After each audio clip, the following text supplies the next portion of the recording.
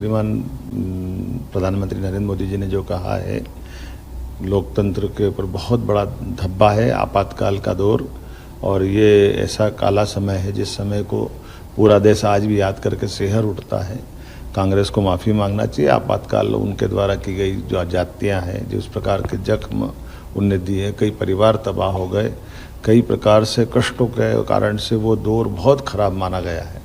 और भारतीय जनता पार्टी तो उस मामले में एक तरह से इतनी ज़्यादा संविधान को प्रति अपनी निष्ठा बताते हुए, जिस पार्टी ने अपना जनसंघ का अस्तित्व समाप्त करके केवल आपातकाल के विरोध के कारण से और ख़ास करके लोकतंत्र की रक्षा के लिए, संविधान की रक्षा के लिए अपने सारे नेता जेल गए, सबको समेकित रूप से सरकार के सभी दमन के खिलाफ हिम्मत से लड़ने की हिम्मत दिलाई और सब जेल में भी वो यातना सहन करके अपने लिए वो लोकतंत्र को बचाने का, संविधान को बचाने का जो भाजपा का संघर्ष है वो सदैव स्मरणीय रहेगा।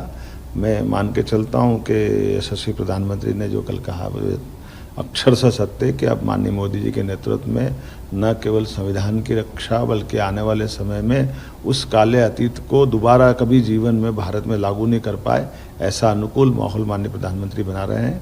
लोकतंत्र के उस काले कार्यकाल के लिए ये सारे के सारे लोग जवाबदार हैं जो आज नकली संविधान हाथ में लेकर के एक तरह से अपनी आडंबर रच रहे हैं। लेकिन जनता सब जानती है, जनता इनकी नकलीपन को जानती है। ये वही परिवार है जिसने सदैव संविधान में 100 से ज़्यादा संशोधन अगर किसी ने किए हैं तो इनकी पार्टी के लोगों ने किए हैं और उनके अपने व्यक्तिगत स्वार्थ के लिए किए। यहाँ तक कि भारत रत्न भी दिलवाना तो इनने स्वयं को दिलवा लिया। ये वो लोग हैं जो संविधान की कितनी धज्जियाँ उड़ा सकते, वो सब धज्जियाँ उड़ाते हैं।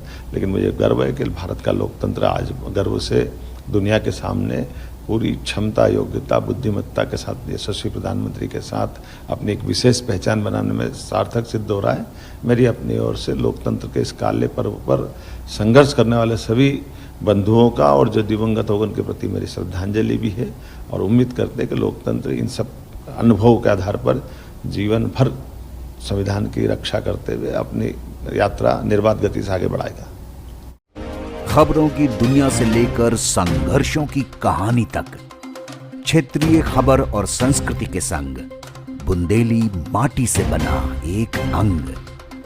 बुंदेलखंड 24/7, स्वतंत्र बुंदेलखंड, सफल बुंदेलखंड।